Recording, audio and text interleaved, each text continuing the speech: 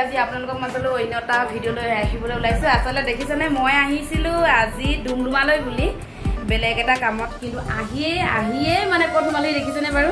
আৰু জানে আৰু মাইকী মানুহ বুলি ক'লে য'তে ত'তে সোমাই যাওঁ মানে এইবিলাক কামতেই। বিশেষকৈ বহুত দিনত থ্ৰেডিং কৰা নাছিলোঁ, সেয়ে ভাবিলোঁ আমাৰ এই বাইদেউগৰাকী তাত আহোঁ, মই সদায় আহোঁ, সেইকাৰণে ভাবিলোঁ আজি অলপ টাইম পাইছোঁ বাইদেউ তাত সোমাইকৈ থ্ৰেডিং কৰি যাওঁ। থ্ৰেডিং কৰি মেলি মোৰ হৈ গ'ল, আৰু আগতে মই আৰম্ভ কৰিবলৈ নহ'ল, আৰু এতিয়া যিহেতু থ্ৰেডিং কৰি মেলি হৈ গ'ল, চাওকচোন মই থ্ৰেডিং কৰিলোঁ আজি সম্পূৰ্ণ চাগে মোৰ মুখখনৰ সলনি, আকাৰটো সলনি হৈ গ'ল নহয়নে বাৰু? চাওকচোন কেনেকুৱা দেখিছে, মই এবাৰ নিজকে বৰ ধুনীয়া দেখি পাইছোঁ দেই।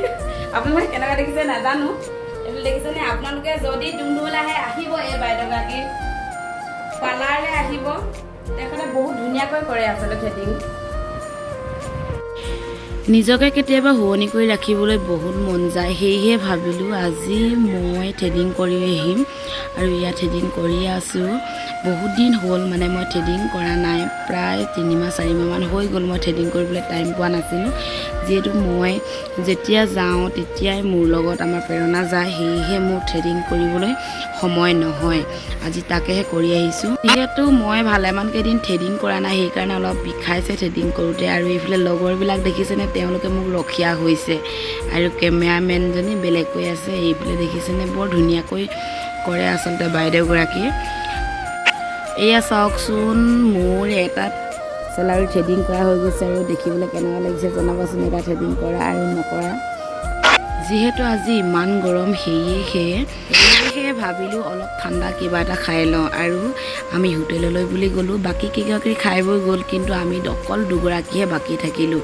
আৰু এইফালে দেখিছেনে বাৰু বহুত গৰম পৰিছে, যিহেতু সেইকাৰণে আমি আহি এতিয়া এখন হোটেলত সোমালোহি, আৰু আহিয়ে দেখিছেনে অকল আমি শেষত দুগৰাকীহে থাকিলেগৈ বাৰু, বাকীবোৰ কিবা কিবি খাই মেলি গ'ল। আৰু আমি ভাবিলোঁ ইমান গৰম যিহেতু অলপ হেৰিয়ে খাই মেলি বহিছোঁ আৰু খাবৰ কাৰণে হোটেলত দেই। বেংকৰ ভিতৰত আমাৰ মহিলাসকলৰ কি যে অৱস্থা হ'ল আজি। সকলো কাম বন সামৰি মেলি ইয়াত দেখিছেনে আমি এতিয়া বৰ্তমান ঘৰমুৱা হৈছোঁ, ইয়াৰ আটাইবিলাক, আৰু মই একেবাৰে গাড়ীখনৰ লাষ্টৰ চিটত বহিছোঁ। যিহেতু ইমান গৰম, এইফালে পাছফালে কোনোবা উঠি আহিছে, আৰু দৰ্জাখন খুলি থোৱাৰ বাবে বহুত ধুনীয়া হাৱা মাৰিছে, ভাল লাগিলে আহি। গৰমত আমাৰ মহিলাসকলৰ অৱস্থা একেবাৰে বেয়া হৈ গ'ল, সেয়েহে একদম ঠাণ্ডা হৈ আহিছে গাড়ীখনৰ ভিতৰত। আৰু আহি ঘৰ পালোহি। ঘৰ পাই যিহেতু এতিয়া ভাদ মাহৰ নামঘৰত আমাৰ নাম লৈ আছে, সেয়েহে ভাবিলোঁ আজি নামঘৰলৈ যাওঁ। দেখিছেনে বাৰু আমাৰ যিহেতু কি ধুনীয়াকৈ গৈ আছে, আৰু লগত দেউতাক, আৰু পাছে পাছে প্ৰেৰণা আৰু মই। বলক তেতিয়াহ'লে আজি আমাৰ নামঘৰলৈ যাওঁ, নামঘৰটো দেখাওঁগৈ।